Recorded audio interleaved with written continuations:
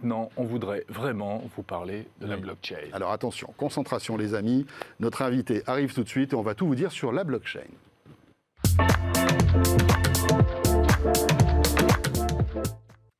Notre invité, c'est Luca Comparini. Bonjour. Bonjour. De la société IBM. Voilà, vous êtes expert blockchain chez IBM France. Merci d'avoir accepté notre invitation pour nous expliquer ce sujet qu'on évoque de temps en temps sur 01, la blockchain. C'est pas un sujet facile parce que y a des enjeux qui sont mondiaux, qui sont très importants. Et expliquer ce qu'est la blockchain en quelques mots, comment vous vous y prendriez, Lucas? Alors, à quoi ça sert et d'abord ce que c'est effectivement. Pas évident l'exercice, mais je vais essayer. Donc, la technologie blockchain, c'est un registre décentralisé, distribué, partagé. Donc, ça prend du sens lorsqu'on est sur un réseau. On a des choses à se partager et c'est un registre qui a plusieurs caractéristiques. La première, c'est immuabilité. Donc, on ne peut pas effacer des choses, des écritures qui ont été écrites précédemment. Tout ça est dans le cloud? Tout ça, pourquoi pas, est dans le cloud. En fait, il est pas déployé. Forcément. Pas forcément. Pas forcément. On ne peut pas effacer, donc c'est très fiable, c'est sécurisé Exactement. à 100%, on peut dire? Oui, on peut dire ça.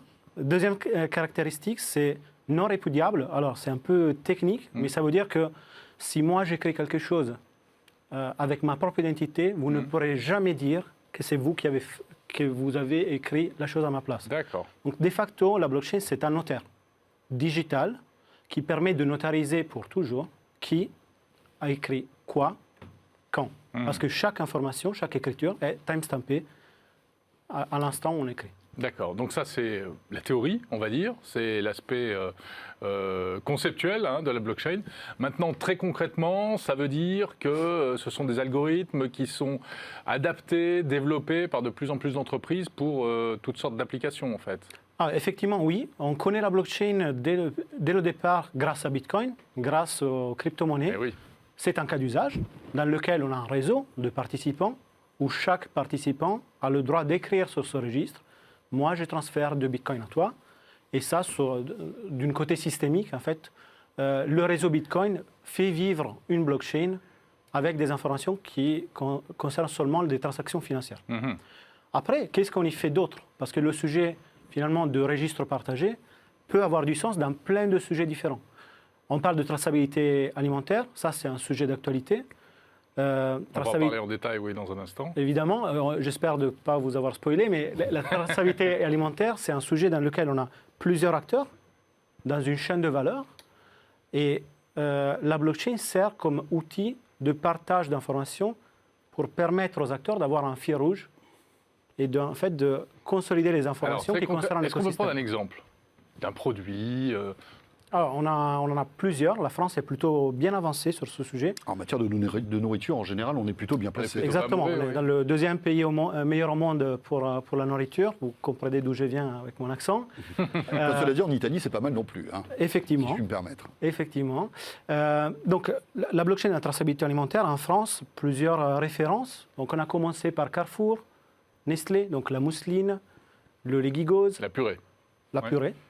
Produit iconique en France, le lait infantile, Gigose, plus récemment le saumon, fumé, Labéry, frais, métro. Donc il y a plein d'industriels qui se posent des questions.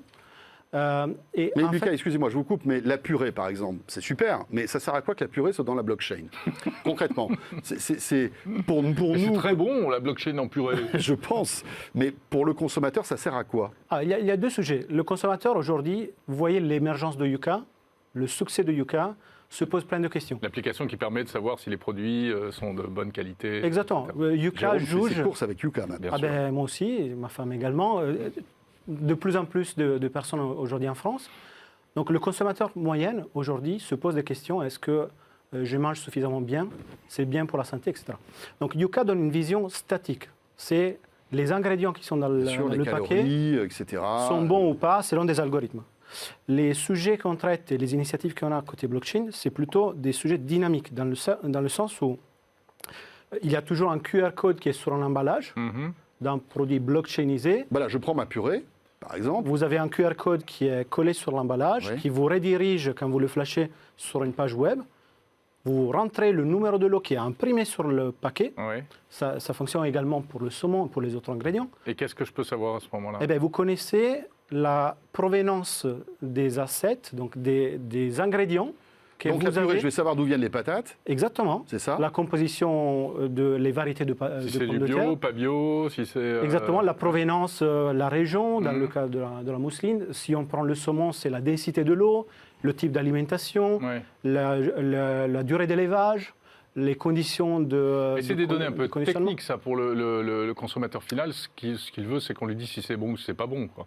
Je ne parle pas du goût, mais bon pour la santé ou Après, tu peux avoir peut-être des consommateurs curieux dangereux. qui aiment bien savoir, par exemple, sur leur saumon, où il a été élevé, etc. Exactement. Je pense que c'est deux visions complémentaires. D'une côté, est-ce que c'est bon ou pas bon? C'est pas à la blockchain de le dire. De l'autre côté, la blockchain fait une chose très bien, c'est de la tracer traçabilité. qui a écrit quoi sur le registre. S'il y a Et quand marqué vous avez- saumon de Norvège, vous me prouvez que ça vient vraiment de Norvège, Ah ben, que c'était du saumon d'élevage ou du saumon sauvage. Si vous zoomez etc., sur la etc. carte qui est sur l'application, vous voyez sur Google Maps les fermes dans la mer. D'accord. Donc vous avez un degré de précision qui est assez bluffante. Et effectivement, ça satisfait le goût et le besoin du consommateur d'avoir plus de transparence. Pourquoi finalement? Pour le rassurer. Donc la blockchain, ça devient un outil de décentralisation de la confiance. La confiance. Mhm. D'accord. Et c'est vrai que ces informations, par exemple, on ne peut pas les indiquer sur l'emballage du produit parce qu'elles évoluent, en Parce fait. que l'emballage est statique. Voilà, c'est ça. Or, la blockchain permet de donner cette vision dynamique, donc le filet de saumon qui est dans l'emballage. Le seul truc qui est un peu dommage, Lucas, c'est que je suis obligé de scanner donc, mon QR code et après de rentrer un autre code. Ça aurait Oui. été tellement mieux si on avait simplement voilà, quelque chose à scanner et que d'un coup on ait toutes les bonnes informations. Alors, techniquement, c'est pas un enjeu technique. Le sujet, et vous pouvez le faire par exemple avec le Legigos, où vous flashez le QR code, vous n'avez pas besoin de rentrer le numéro de l'eau, parce que le QR code porte l'information du produit et du numéro de l'eau. Le problème, c'est un problème des industriels. C'est-à-dire qu'ajouter des imprimantes, échanger les processus industriels lorsqu'ils sont compliqué. établis, ça a des coûts, c'est compliqué. Et un QR code statique qui référence à un produit, c'est beaucoup plus simple. Mhm. Est-ce que ça peut permettre de détecter des lots problématiques? Par exemple, vous parliez du lait pour bébé, il y a eu plusieurs fois, Oui, heureusement des pas trop contaminés, souvent, enfin, des problèmes. du lait contaminé, etc. Ça peut permettre, par exemple, d'arrêter immédiatement la propagation de ce genre de problème? C'est exactement le point de départ de l'initiative Food Trust qu'on a menée depuis plusieurs années. À la base, la sensibilité était aux US sur un sujet de food safety, donc de santé alimentaire. L'objectif de l'initiative, c'était justement d'accélérer les retraits-rappels et les rendre instantanés. Or, Walmart, dans les premiers tests qu'ils avaient faits il y a environ 2 ans, ils arrivaient à collecter toutes les informations de la provenance d'une barquette de mangue, mais ça lui prenait 6 jours. Et 6 jours aujourd'hui, dans une crise sanitaire, c'est juste pas possible. Donc on peut imaginer que demain, s'il y a une alerte sanitaire sur un produit ou sur un autre, on reçoive une notification et puis on peut tout de suite savoir si le produit qu'on a dans son réfrigérateur est concerné ou pas. D'une côté, les industriels sont beaucoup mieux équipés pour s'informer l'un l'autre et donc avoir une vision end-to-end d'un processus multi-acteurs. Donc ils peuvent faire ça de façon beaucoup plus fine et accélérée. Après, le next step, c'est de rendre nous tous consommateurs informés. Ce n'est pas le cas aujourd'hui parce qu'une application, on n'est pas identifié sur l'application. Donc l'industriel n'a pas de moyen de nous contacter directement. Mais il y a déjà d'autres moyens qui sont imaginés. Par exemple, si l'industriel sait avec quelle carte de crédit le produit a été acheté, on peut imaginer le reste. Alors on voit bien le bénéfice de la blockchain.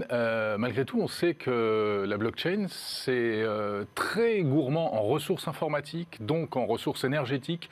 Ça consomme beaucoup d'électricité. Est-ce que finalement Le jeu en vaut la chandelle, quoi. Oui. Je vous remercie pour la question.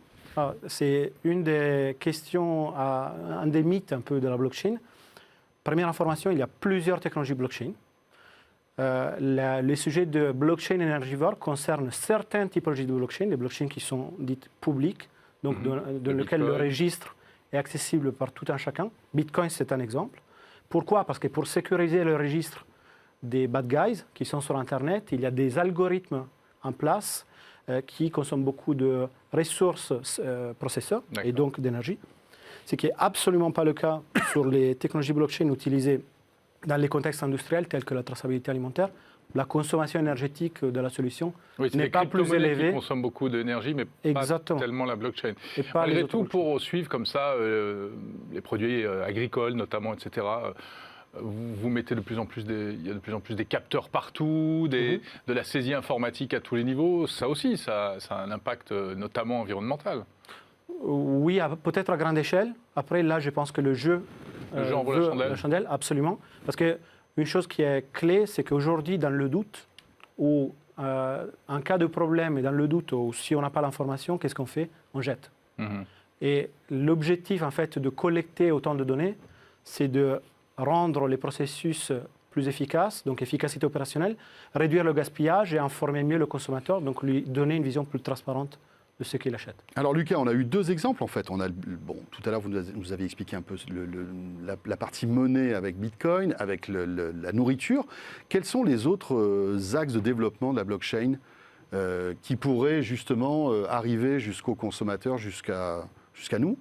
Alors c'est un petit peu moins visible par des consommateurs, parce que c'est des sujets un petit peu plus B2B, mais on travaille énormément sur des chaînes de valeur verticales, donc de type supply chain, logistique. Il y a une plateforme qu'aujourd'hui fédère 5 des top 6 transporteurs maritimes au monde, où on peut visualiser ou tracer presque 60% des conteneurs qui se baladent dans le monde. Ça, c'est un sujet majeur. Bien sûr. On ne le voit pas directement, mais finalement, on est tous impactés directement par l'efficacité Oui, opérationnelle de ce sujet. On a beaucoup de sujets sur tout ce qui est industrie lourde, donc la conformité de pièces par rapport à des cahiers de charges. On a beaucoup de sujets dans l'énergie, dans la banque, dans le secteur public. Bref, donc, partout. Bref, partout. Et voilà, la traçabilité alimentaire, c'est juste la pointe de l'iceberg, la pointe visible pour nous. Bon, alors on a bien compris, la blockchain, c'est l'avenir dans plein de domaines. Mais la blockchain, ça reste quand même un mystère pour beaucoup de gens. Et c'est d'ailleurs la question qu'on vous pose aujourd'hui, la question 01 Hebdo Orange du jour. Savez-vous vraiment ce qu'est la blockchain sur Twitter? Non à 55% pour l'instant. C'est quand même assez partagé malgré tout. Ah oui, ça fait quand même 45% de gens qui vous disent qu'ils connaissent. Je suis surpris par le 45%. C'est peut-être vous, Lucas, qui avez voté tout à l'heure aussi, peut-être. Non. J'ai fait beaucoup de votes. Merci beaucoup. Merci. Lucas, Merci à vous. pour ces précisions. Et rappelons que vous êtes monsieur blockchain chez IBM France, entre autres. Jérôme, on va, alors maintenant qu'on a bien révisé sur la blockchain, on va évoquer le CES de Las Vegas.